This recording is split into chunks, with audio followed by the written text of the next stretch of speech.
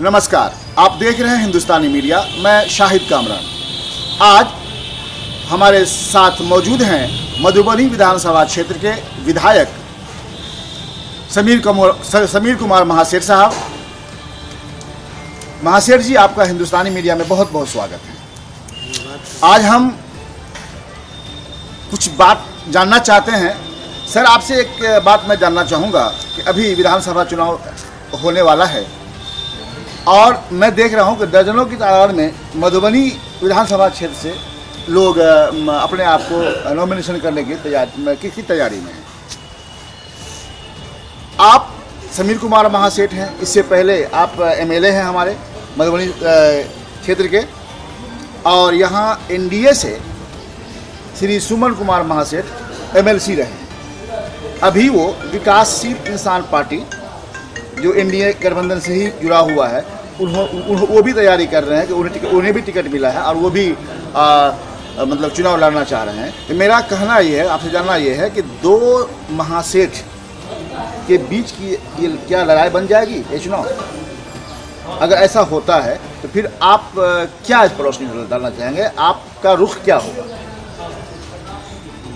पता नहीं, आपका प्रश्न जो है ये बहुत स्पष्ट बताता है कि ये दो महासेठ की बात, निश्चित तौर पे दो महासेठ परिवार की बात हो सकती है। वैसे आइडियोलॉजिकल जो है दो धारा की बात है ना, ये तो महासेठ की बात नहीं है, ये दो धारा की बात है। एक तरफ आदरणीय लालू प्रसाद जी को मानने वाले हैं, दूसरे तरफ गोडसे को मानने वाले हैं।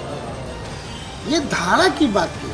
जो गांधी जी को मार करके गोडसे के नाम से लोग पूजा करने वाले हैं, आप वो धारा की बात करेंगे। और जहाँ तक मान लीजिए सुमन कुमार महासेठ आप बोलते हैं, लेकिन आप एमएलसी में देखिए बेचारा महासेठ नहीं लिखता है, वो सुमन कुमार लिखता है। तो निश्चित तौर पर सुमन कुमार के नाम से ही ना आप नॉमिनेशन करेंगे।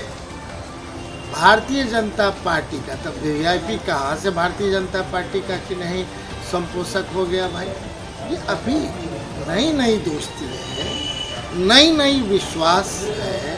तो ये विश्वास कितने दिनों तक, आप तो समझ ही रहे हैं। यही आदरणीय बद्री पूर्वे जी थे, पिछली बार आरजेडी के थे, उस महागठबंधन में थे, उस समय भी वो प्रयास किए थे भारतीय जनता पार्टी से हट कर।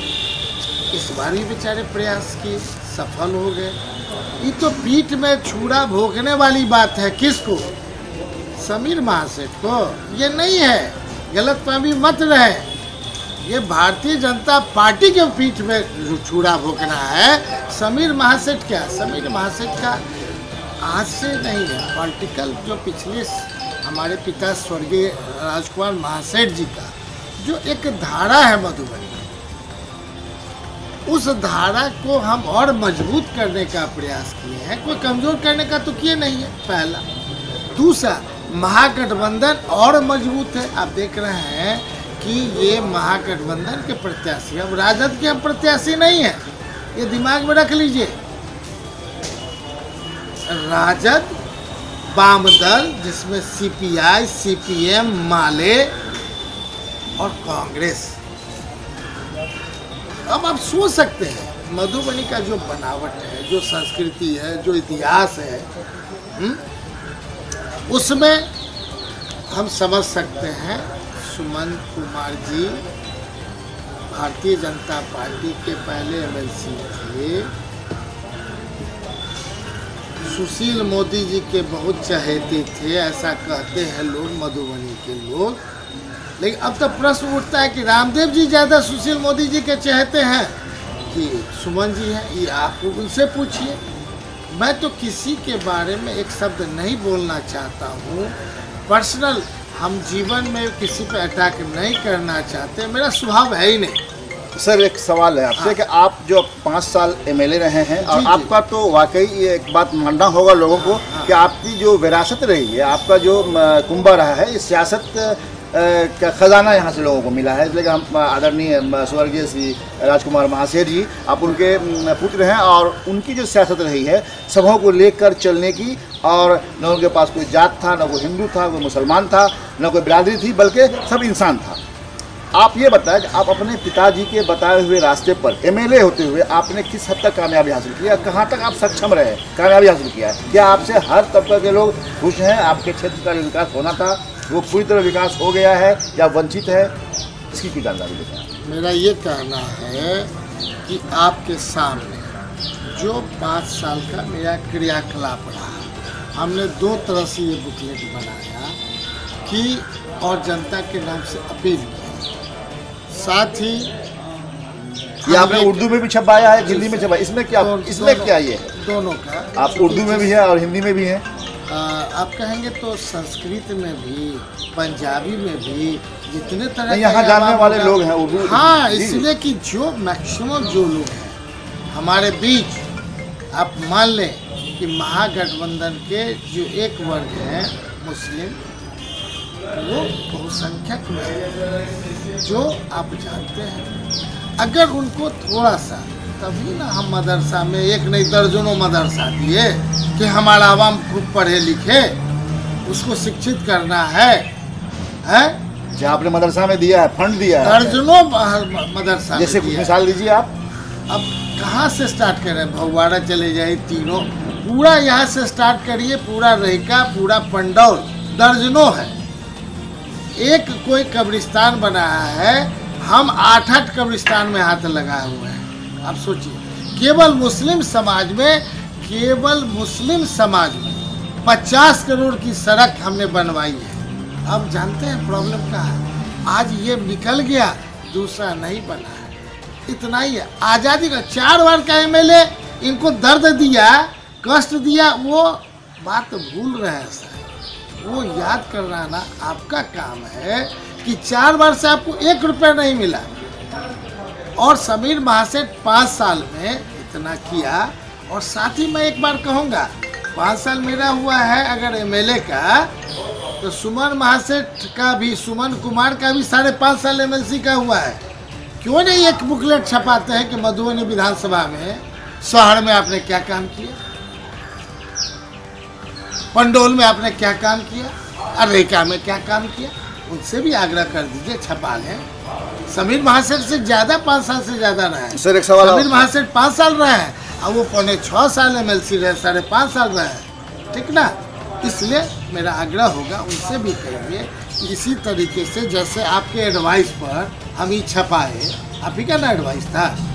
सारे पत्रकार भाई हमारे भाई हैं, जैसा कहते हैं वैसा ही हम करते हैं। अपने बुद्धि विवेक से ज़्यादा मधुबनी की जनता को भी वो प्यार मिलता है। हमसे एक व्यक्ति को भी अगर कष्ट है, तो हमने कहा कि किसी कारणों से हमसे कष्ट है, तो हम हाथ जोड़ करके नम्र निवेदन करते हैं और उस एक्सक्यूजेज को भूल जाए अगर कोई है। यद्यपि हमारा कोई किसी से नहीं है, देखिए फॉर द टाइमिंग भूल जाए और लिखित हमें बता दें कि आपको मुझसे क्या तकलीफ है, ताकि वो साक्ष्य के रूप में प्रूफ रहे, और उसके आधार पर मैं उन्हें भी हर सर एक सवाल आपसे और करना था, लास्ट सवाल समझिए इसको, आखिरी सवाल है कि आपके पिताजी के वक्त में ऐसा देखा जाता था कि जो भी आदमी जिस काम को लेकर आता जी, उस काम का समाधान होता जी। मेरा मानना है कि आप अब तक इसमें कुछ पूरी तरह आप ये नहीं हो पाए। जैसे मिसाल ले लीजिए, अभी नगर परिषद है मधुबनी, मेरा मानना है कि नगर परिषद पूरी तरह फेल है, पूरी तरह फेल है। अगर फेल नहीं होती तो आज मधुबनी शहर का ये हाल नहीं होता। लेकिन लेकिन इतनी लुंज पुंज व्यवस्था चल रही है, आप लोग इसके लिए क्यों नहीं आवाज़ उठाते हैं?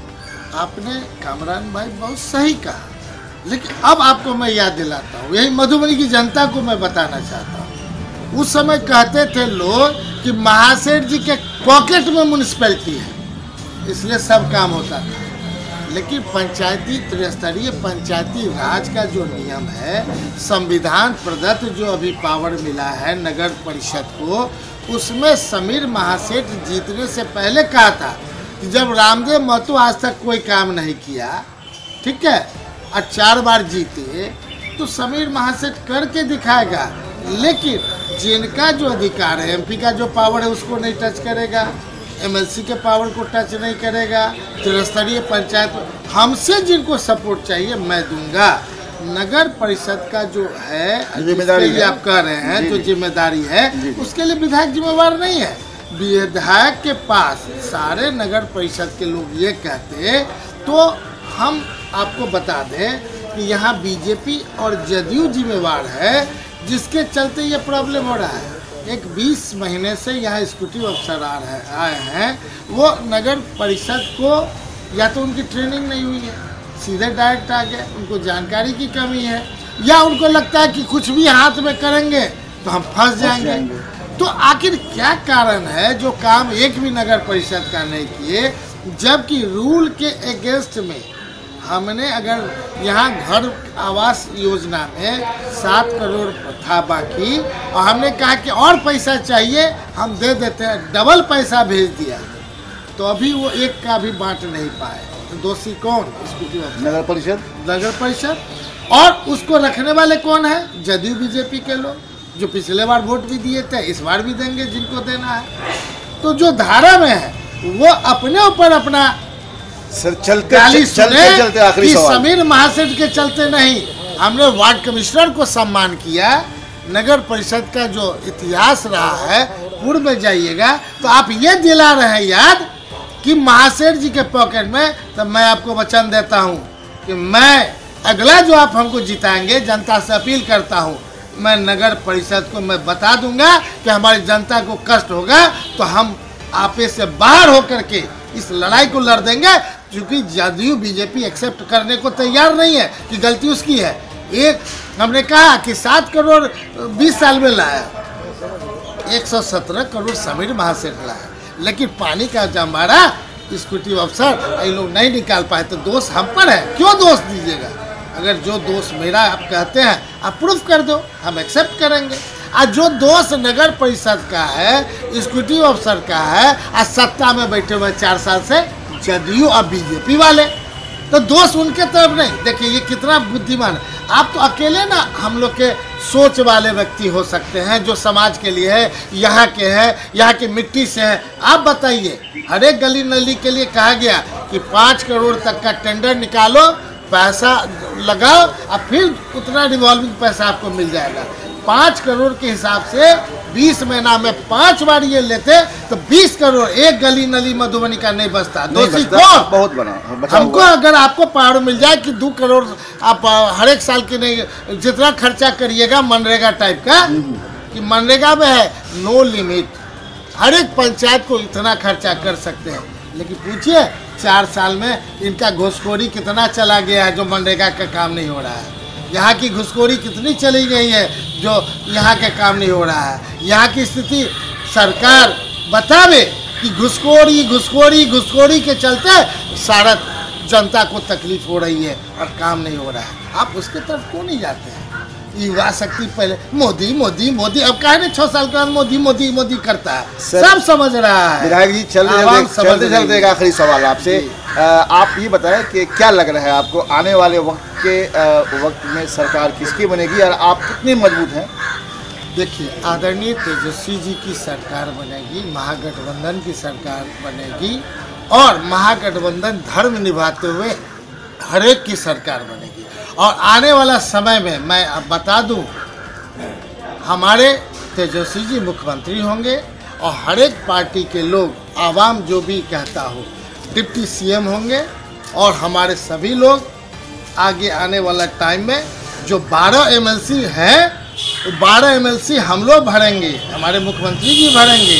जो गलती से जदयू बीजेपी आपस की लड़ाई में छोड़ दिया है, वो एमएलसी भी हम लोग बनाएंगे, ये समझिए। और सत्ता में आते के साथ पूर्व के सारे इतिहास को ब्रेक करते हुए एक युवा शक्ति अपने आप में भरोसा के साथ आगे बढ़ेगा, जहां 10 लाख स्टार्टिंग नौकरी दिया जाएगा और 1 रुपया उससे कि नहीं मांगा जाएगा, न फॉर्म भरने के लिए। ये सरकार करोड़ों रुपए फॉर्म भरने में ले लिया है, एक सीट है 100। अब बताइए मैट्रिक के लिए MA PhD के लिए भर रहा है।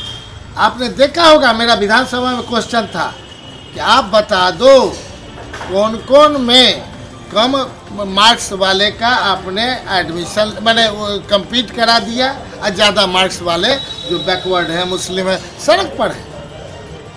और हमने जब विधानसभा में ये प्रश्न किया तो लोग पकड़ लिए, कहीं ना कहीं ग्रामीण विकास विभाग का था, और हमने अखबार के साथ प्रूफ दे दिया कि गलतियां हुई है, सुधर जाइए।